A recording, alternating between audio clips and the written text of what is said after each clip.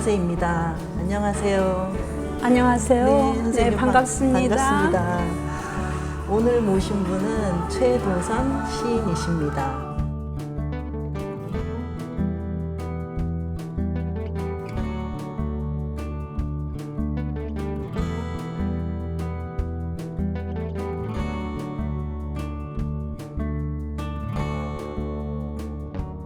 여기는 경기도 광주 초월읍인데요. 굉장히 예뻐요. 앞에 하천도 있고 또 이렇게 작은 집들이 있는 마을인데요.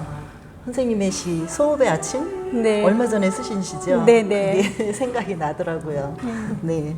여기로 오신 지는 얼마나 되셨어요? 벌써 네. 5년이에요. 예, 여기 무슨 일로 왔다가 지나가면서 네. 이걸 곤지암천이라고 그러던가 그런데 천이 너무 네. 이 정화도 잘 해놨고 넓고 네. 꼭 강 같은 거예요. 그래서 지나가는데 여기다가 집을 짓는데 왜 이런 데다 집을 짓나 했는데 네. 그 다진 것을 와서 보니까 너무 이쁜 거예요. 위치도 좋고 그냥 그래서 얼른 예, 일이 들어왔어요. 네. 살면서 새록새록 더 좋아요. 네. 그래서 깜짝 놀랐어요. 저도 이제 뭐 서울 대치동 살았는데 여기 와서 후회 안 해요. 네. 네, 너무 좋아요. 그런 것 같아요. 이렇게 마을 입구에 큰 느티나무도 300년 됐다고 하네요. 아까 물어보니까. 네네. 느티나무도 있고. 이 옆에 바로 선생님 댁인데 앞에 있는 카페에 저희가 와 있습니다. 선생님 시를 쓰기 시작한 것은 언제부터인가요? 선생님의 어린 시절이 궁금해지는데요. 제 어린 시절은 네. 아버지가 서울서 공무원을 하시다가 네. 그 강원도 춘천으로 발령이 나셔서 네, 제가 이제 막내 5째 딸인데 네. 언니들은 거기서 이제 그 사범을 다니고 저는 거기서 태어나고 그 다음 해에 유교가 났어요.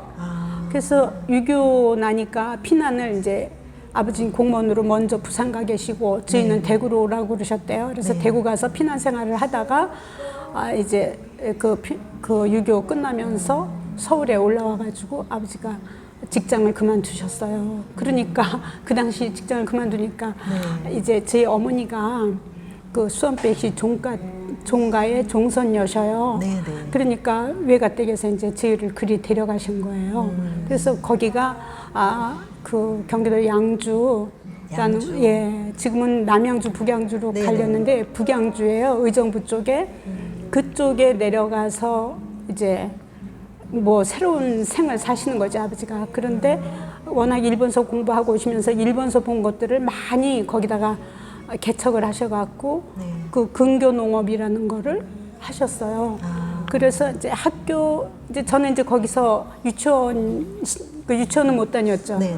못 다녔지만 그 시골 생활, 외가댁이 워낙 그 수원백 시내가 아주 왕성하셔요. 그런데 저희는 이제 종가댁이 큰 댁하고 저희 그 외할아버지 사시는 그 집이 정말 지금도 생각하면 그렇게 좋은 시절은 이제 어딜 가도 많이 못 보는데 저희 그 사시던 데는 그 작은 마을이고 그 큰 마을이라는 데는 기와로 다 돼 있고 저희 외가도 그랬지만 그 소술대문 같은 거 그 기와 이게 누마루 같은 데서 놀았던 기억 그리고 얼마나 농사가 풍성했던지 일하는 사람들이 많아서 저는 이제 누구하고 많이 놀았냐면 그 행랑 어멈네 딸이 있는데 딸이 장애인이에요. 근데 너무 똑똑해요. 뭐든지 잘하고. 이게 저하고 동갑인데 걔가 언니 같고 나는 동생 같고. 근데 저를 많이 그렇게 좋아하고.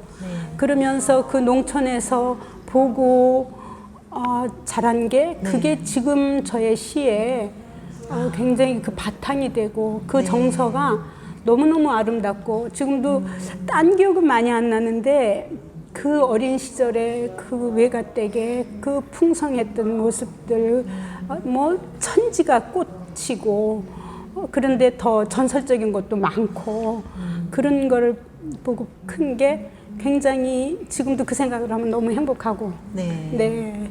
선생님 얘기를 듣고 보니까 선생님 그 같이 놀았던 친구 장애인이라고 하셨잖아요. 그런 친구를 또 어려서 만난 게 지금 시에도 영향이 있지 않을까 생각이 드는데요. 네, 영향이 있죠. 네. 굉장히 아름다움을 네.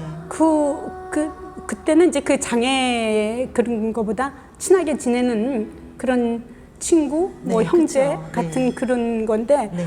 그 손재주도 많고 마음씨가 너무 착하고 네. 그래서 그 영향도 컸고 그리고 그 시절이 지금도 많이 그립죠. 근데 그 친구는 그 많이 못 살고 일찍 세상을 떴어요. 네. 그러셨네요. 네. 선생님께서는 1987년에 동아일보 신춘문예 시조로 등단하셨고요.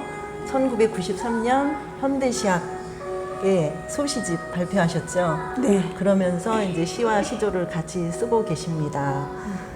그 2019년에는 꼬리연으로 시와 문화 작품상을 수상하셨는데요. 네. 그 선생님 시는 우리 시대 교육 문화 또 생활 문화 현장을 고발한 시라고 얘기들 하더라고요. 보니까. 근데 저는 이제 이번에 선생님 시를 쭉 읽어보니까 소외되고 버림받은 아이들에 대한 그런 따뜻한 시선, 아픈 시선 그런 걸 저는 느꼈거든요. 그러셨군요. 네. 네. 아마 그 영향이 어린 시절에서부터 그게 가졌던 하나의 정서가 아닌가 싶어요. 네. 이제 그렇게 아까 얘기한 것처럼 이제 네. 외가댁에서 그렇게 어린 시절을 보내면서 네. 이제 중학교를 가면서는 이제 외가댁하고 거리가 멀어지는 거예요. 네. 왜냐하면 거기는 농촌이고 네. 이제 저는 이제 아버지 있는 데로 와서 학교를 다니는데 네.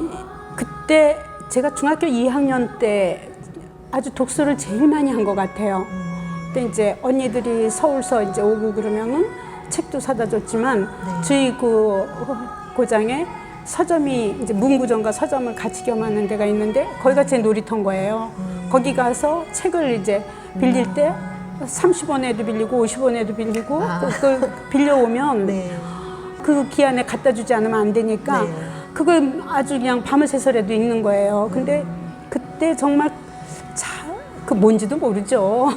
그렇지만 지금 얘기하는 세계문화에 관한 책들은 참 많이 읽었던 것 같아요. 그런데 제가 성격이 어디서 네. 나왔는지는 모르지만 네. 그 책을 선택할 때 주로 아까 말씀하신 것처럼 네. 그런 사회고발 뭐 이런 어떤 저항의식 이런 거 있는 책. 제가 지금도 제일 많이 기억이 남는 게 네.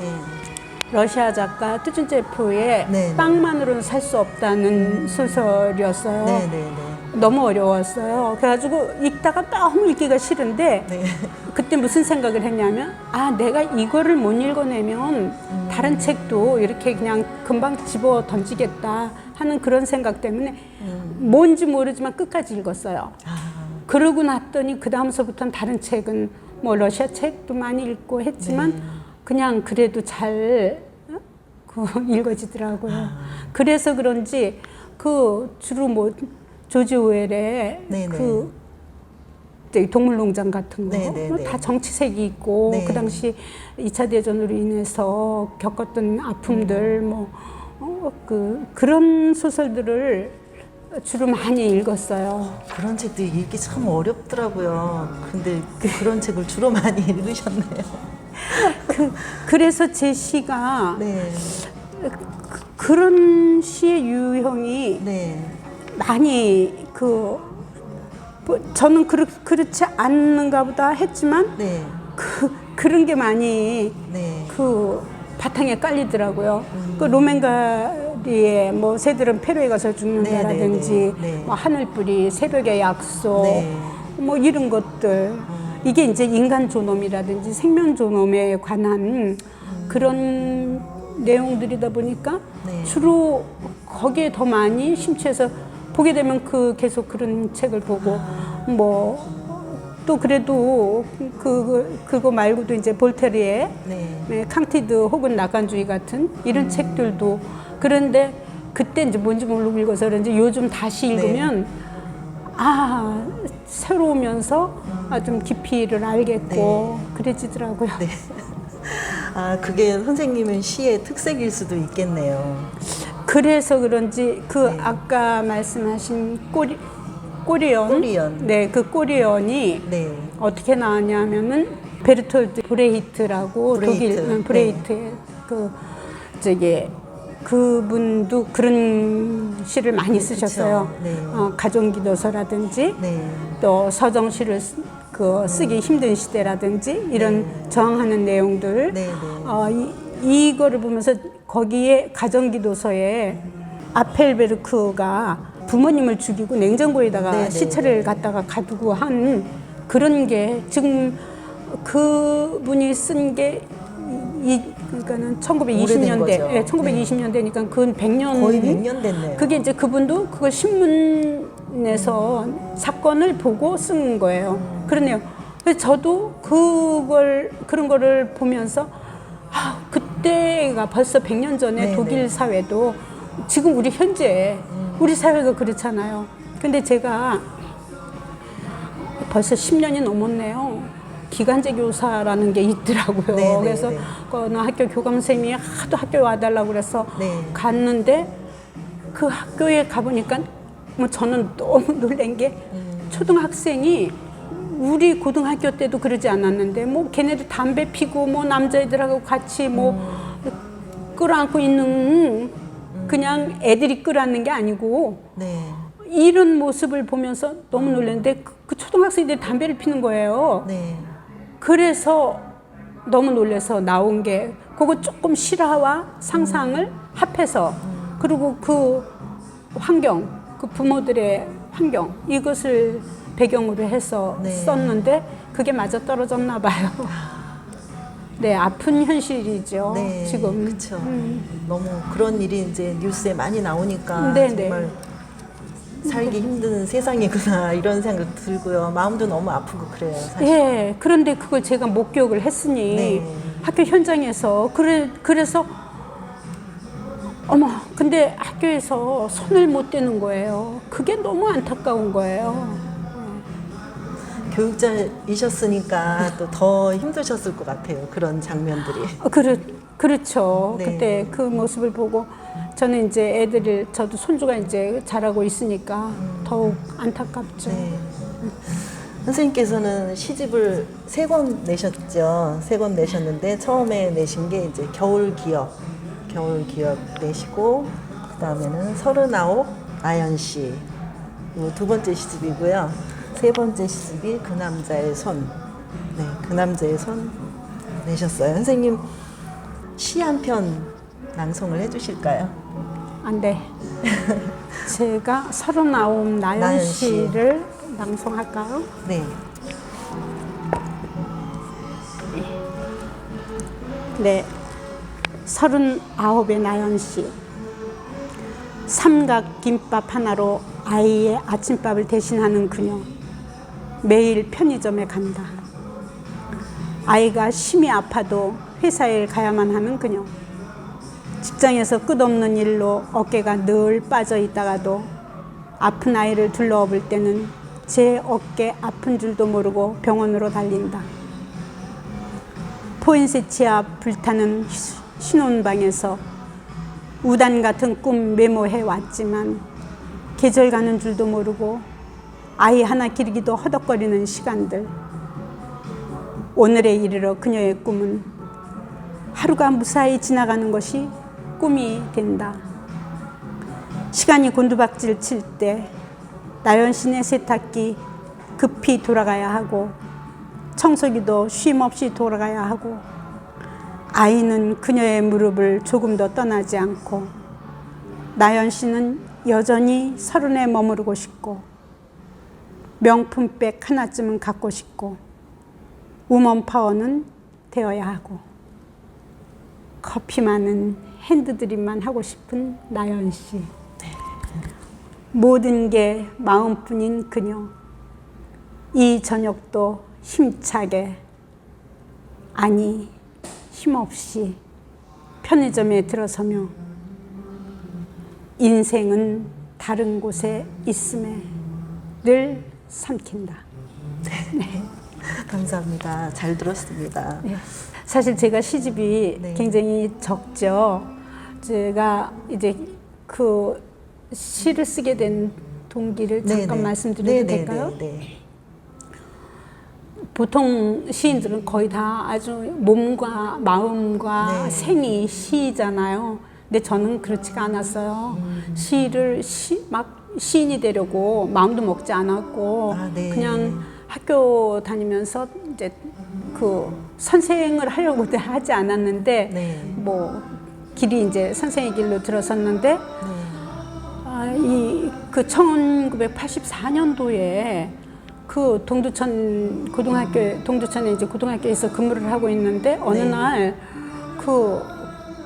저기 시를 써달라는 부탁이 왔어요. 네. 저는 그때 시인이 아니었거든요. 아, 갑자기요? 네, 그게 이제 알고 보니까 경기도 교육위원회, 지금은 경기교육청이라고 그러나? 네네. 그런데 그전에는 위원회라 그랬어요. 거기서 이제 저를 추천을 했대요. 아. 그쪽 의탁하는 데다. 네. 그래서 제가 그럼 시인을 소개해드리더라도 저는 그거 시 못 쓴다 그랬더니 의도가 있더라고요. 거기서 방공 희생자 위령탑을 세우는데 그 지역 사람의 의미를 담아서 그 시를 써서 그 비석을 세우겠다는 거예요. 네. 그런 좋은 뜻을 가지셨는데 안 해드릴 수도 없어서 그래가지고 시를 정말 신경을 써서 썼죠. 네. 그래갖고 그때 이제 제 고등학교 국어 선생님이 그쪽에 살고 계셔서 그걸 갖고 가서 이제 좀 봐달라고 네네. 했더니 깜짝 놀라시는 거예요. 그래서 너 어려서도 네. 그렇게 글을 잘 쓴다 생각했는데 이거 네가 쓴 거냐고. 그래서 네. 네, 그랬더니 이거 기성 시인도 이렇게 쓰기 힘들다는 거예요. 그래서 저는 뭐가 뭔지도 몰랐죠. 그래서 그게 거기 소요산이라는데 네. 그게 세워지면서 그게 들어갔는데 네. 그게 장문이에요. 그러고 나니까 이거 뭐야? 선생님 재주를 모르셨네요. 글재주가 있으신 거를. 그런데 이제 가고 그냥 넘어갔어요. 네. 그랬는데 사실은 제가 이제 교사를 하면서 네. 운 좋게 그 당시는 이 외국을 이렇게 여행 갈 네, 수 자유롭게 못 못 갈 다녔죠. 때 저는 갈 기회가 있었어요. 그래서 이제 그 교사들, 대학 교수들하고 같이 이렇게 묶어서 유럽 여행을 20일을 나가는 기회가 있었는데 네. 교사하면서도 아마 그 부족하면 그렇게 잘난 척 하겠죠. 나는 열심히 잘 가르치는 네. 선생으로 알고 있었는데 유럽을 돌면서 네. 충격을 받은 거예요. 그럼 학교를 다니신 거예요? 유럽 가서? 아니죠. 여행을 간 여행을. 거죠. 여행은 이제 20일간 네네. 가서 여행을 하는 동안 유럽의 그 모습들 우리가 그냥 책으로는 알고 저도 책도 읽었지만 그래도 그렇게 눈으로 본 거하고 책에서 본 거하고 이렇게까지 다른가? 제가 에펠탑 그 전망대에 올라가서 그때는 거기까지 올라갔었어요.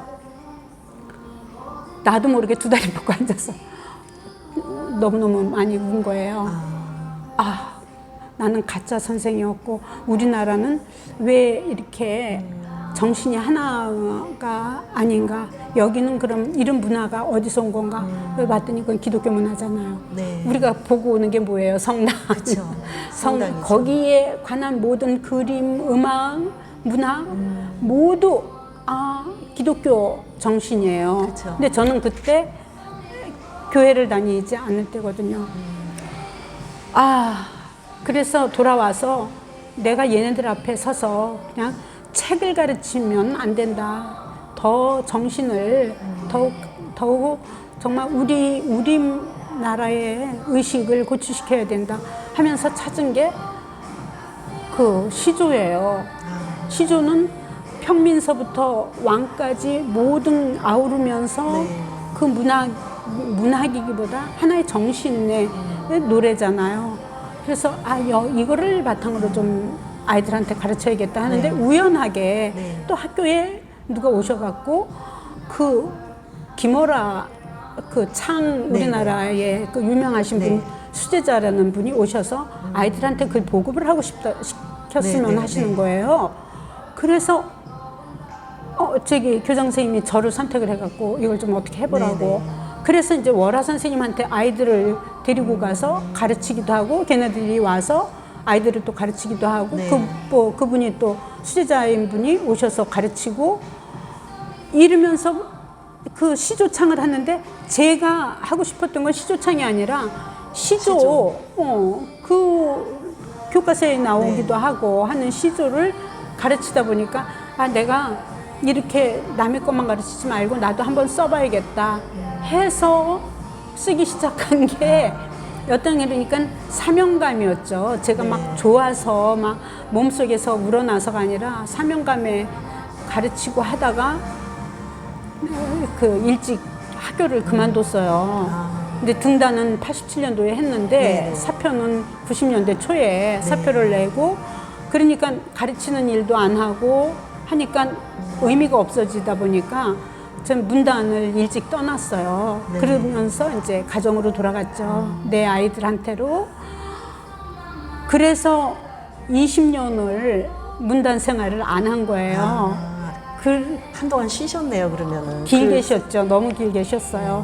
첫 시집을 낸 게 95년도인데 95년. 95년도 1월에 나오고 그때서부터 제가 문단에 안 나갔어요. 그러고 나서 이제 20년 지난 1993년도 아니 2013년도구나. 2013년도에 제 아들 막내가 이제 결혼을 하면서 네. 이제 제가 이제 할 일이 끝났다 싶게 그때 네. 다시 나와서 이게 이제 두 번째 시집. 네. 2015년도에 이 시집을 20년 만에 낸 거죠. 그래서 시집이 몇 권 안 되는데 네. 이번 이제 7월 초에 네. 그 시조집이 나와요. 네. 네. 아유, 축하드립니다. 감사합니다. 그러셨네요. 너무 부끄럽죠, 저는. 너무 부끄럽고, 이 자리에 있기가 부끄러운 사람이에요. 아니에요, 선생님. 말씀 듣고 보니까, 뭔가 선생님 속에서 이렇게 꿈틀대는 게 있었으니까, 그래도 20년 만에도 이렇게 나와서 다시 시작을 하신 것 같고, 또, 조금 다른 분들하고 다른 시선을 가지고 이렇게 시를 쓰시는 것 같아요. 그게 되게 특색 있게 저는 봤거든요. 그렇게 봐주셔서 감사합니다. 그 선생님께서는 2016년에서 17년까지 그 시와 표현의 리뷰를 하셨어요. 시와 시조에 관해서. 그리고 이 숨김과 관능의 미학이라는 평론집도 내셨거든요. 그러니까 이제 제가 그걸 하게 된 동기가 네. 20년 만에 나와서 시조를 쓰려니까 너무 어려운 거예요. 네. 그래서 시로 써서 네. 시 발표를 쭉 하는데 사실 시조로 나온 사람이 시조를 안 하니까 시조 쪽에 이제 나 부끄럽죠. 그래서 시조를 이제 청탁도 이제 제가 다시 활동을 하니까 네. 청탁이 많이 들어오는데 네. 작품을 내면서 무슨 생각이 했냐면 제가 너무 기간이 기니까 옛날 분들은 알지만 근래에 나오신 분들은 전혀 그 교류가 없다 보니까 모르고 하는데 시조를 보면서 또 이제 솔직히 시조가 많이 쳐요. 그리고 또 딴 분들은 절더러 왜 시조를 쓰냐고 그러고 네. 좀 뭐랄까 좀 시조를 이렇게 좀 격하한다면 좀 시조인들이 기분 나쁠지 모르지만 현실이거든요. 그래서 그때 무슨 생각이 들었냐면 내가 좀 자유시인들이 모르는 분야를 그 소개를 해서 시조도 이렇게 네. 좋은 작품들이 있고 네. 시조의 맥을 계속 이어가야 된다는 그런 마음에서 그 시와 표현에서 그 마침 그 좋은 지면을 주셔서 네. 그때 좋은 작품들을 이제 리뷰를 한 거죠. 네. 그런데 그래서 제가 여기 쓰기도 이걸 네. 뭐 비평집이라고 말하기는 부끄럽지만 비평 비슷하게 내가 해서 읽히기 좋게 재밌게 쓰자는 네. 그런 의미에서 썼더니 정말 그랬는지 반응이 좋았어요. 좋았을 것 같아요. 그 공정한 시인의 사회? 네. 거기에 있는 글을 저도 한 10편 이상 읽었는데요. 너무 재밌게 잘 읽었습니다. 고맙습니다. 그 예. 시조가 정말 그렇게 현대시하고 별 다른 게 없더라고요. 보니까 저는 시조는 전혀 모르는데요. 시하고 시조하고 다르지 않구나 그걸 느꼈어요. 선생님 이렇게 올려주신 글을 보면서. 이제 다르다면 시 내용은 어떻게 뭐 내용은 다 같죠. 네. 그렇지만 이제 형식이 이건 하나의 그 틀 안에 네, 네. 그 형식 안에 이 그릇 안에 똑같은 이제 그릇이라도 어떤 틀이 있는 곳에 넣는 거 하고 그래 그 틀 없이 자유롭게 하는 거 네, 하고는 네. 좀 다르잖아요. 그래서 조금 그 언어 다룰 때 그게 좀 힘들어요. 그 정형률을 꼭 지켜주니까 그런데 그걸 넘어서서 이 표현한다는 게 쉽지 않은 일이거든요. 근데 우리 시조인들이 참 잘해주고 계시고 그 좋은 작품들도 많고 네. 그런가 하면 또 예스럽게 아직도 쓰시는 분도 계시고 그게 천차만별이긴 해요. 그런데 그 누가 네이버에 올려놓은 걸 보고 깜짝 놀랐어요. 도서관에 갔더니 네. 이 책이 있어서 읽어보고 네. 자기는 너무 깜짝 놀랐다. 네. 이렇게 좋은 네. 책이 있다고 거기 아주 장문으로 써가지고 이 책을 꼭 좀 보십시오. 그래서 누군지 모르죠 그분이. 네. 그런 내용도 네. 발견을 했어요. 네네. 숨김과 간능의 미학입니다. 네. 선생님 시 창작에 팁이 있다면 혹시 어떤 게 있을까요? 그 시를 쓴다는 것은 인간의 감정을 네. 새로운 깊이에서 이제 통찰하는 것이며 사물에 대한 새로운 감수성을 네. 개척하는 것이겠죠. 그것을 어떻게 표현하느냐에 있는데 저는 시와 시조를 형식이 다르게 표현하다 보니까 네. 좀 어려운 점도 있고 잘 안 되기도 하고 그런데 사실 그 남의 책을 볼 때 재밌어야 네. 보게 되잖아요. 맞아요. 시도 재미가 있어야 이렇게 읽혀지잖아요. 뭐 그렇게 재미로만 따지면 그 문학성 뭐 이런 쪽에서 얘기를 하겠지만 일단 재미가 없으면 그 독자가 없잖아요. 그런데 그렇게 재밌게 쓰려고 해도 그걸 못하는 거 그게 지금 저의 한계겠죠. 그런데 일단 말씀드리고 싶은 거는 누구나 재밌게 쓰면 좋지 않겠는가. 네. 이제 맞아요. 재미있는 글은 그냥 읽어지잖아요. 네. 그 이제 발상의 전환도 네. 있어야 되겠고, 네. 또 이제 소재 선택을 어떻게 하느냐. 예, 딸린 것 같아요. 그 좋은 소재를 딱 잡아서 내가 이걸 가지고 무엇을 어떻게 써야겠다 했을 때 그때 성공하잖아요. 제가 요즘 우리나라 지금 그 유행하는 게 트롯이잖아요. 네네네. 그 미스터 트롯 그것을 하는 걸 보고 깜짝 놀랐어요. 네. 뭐 TV 잘 안 보지만 그걸 보는 제가 봤어요. 그때 뭘 느꼈냐면 제 노래들을 다 잘해요. 그런데 저 가수가 어떤 곡을 갖고 나왔느냐, 저한테 맞는 곡을 갖고 나와서 표현했을 때 맞아요. 그때 그것도 중요하더라고요. 점수를 많이 따는 거예요. 그래서 선곡을 참 잘했다. 네. 그 이제 뭐 우리가 늘 느끼고 쓰면서도 그걸 느끼지만 붙잡고 안 될 때는 과감히 버릴 줄도 알아야 되고 이거 정말 잘 잡았을 때는 좋은 시가 나오고 내가 무엇을 쓰고자 할 때 어떤 네네. 소재를 끌어오느냐 예 딸린 거죠. 네. 예. 그렇게 봐요. 중요할 것 같아요. 그 선생님 리뷰 쓰신 거 보니까 책도 굉장히 많이 읽으신 게 보이더라고요. 제가 모르는 책 저자도 막 나오고 외국인들 엄청 많이 나오고 독서를 얼마나 많이 하세요? 할 일이 없으니까. 그리고 네. 제가 너무 부족하잖아요. 아니요. 그러니 너무 많이 아시더라고요, 보니까.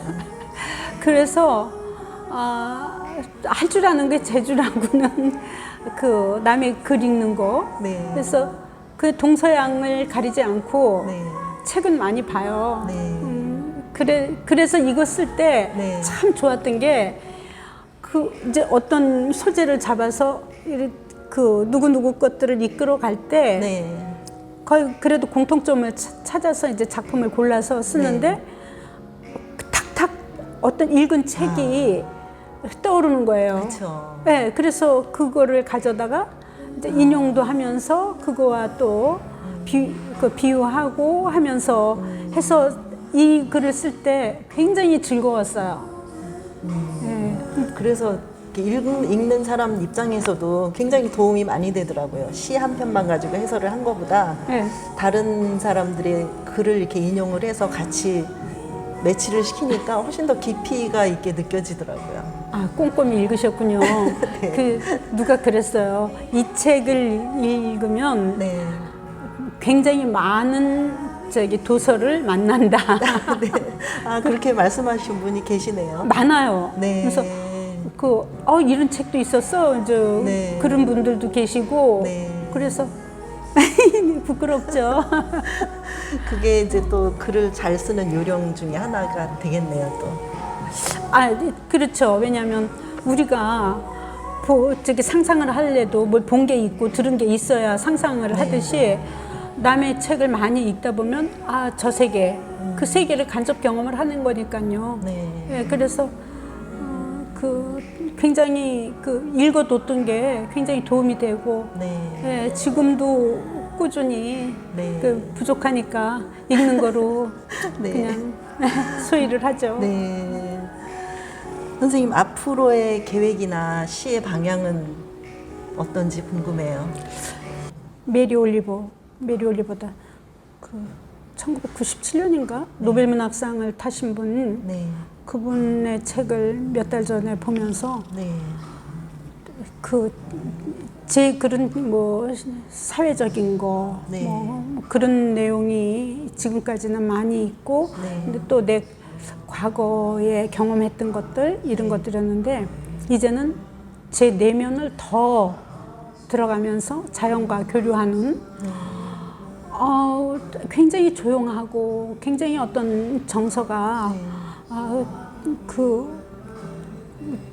말하지 않아도 그 속에 철학이 담겨 있는 이러한 시들, 그런데 굉장히 쉽게 이렇게 쓰신 작품들이 묶어져 있는 거를 보면서 그 일상에 하루 일했던 그 내용을 그대로 썼는데 굉장히 아름답고, 그래서 그걸 보면서 이제는 좀 그런 방향의 시도 좀 써야겠구나, 그런 시조도 써야겠구나. 그런데 앞으로는 이제 제가 그래도 시조에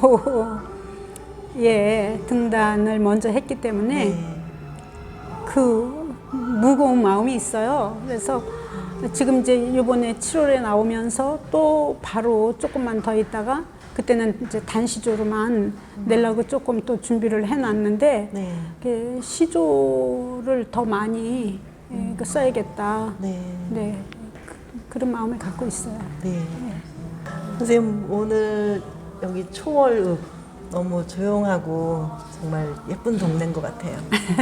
시골이죠. 네. 조용한 데 와서 물소리 듣고 새소리 듣고 이러고 살고 있습니다. 네. 앞으로도 좋은 시 많이 기대하겠습니다, 선생님. 오늘 감사합니다. 너무 감사합니다. 네, 이렇게 어려운 발걸음 해주시고 되지도 않은 소리를 한 것 같아서 너무 죄송합니다. 아닙니다. 선생님 만나 뵈서 반가웠습니다. 네, 저도요. 고맙습니다.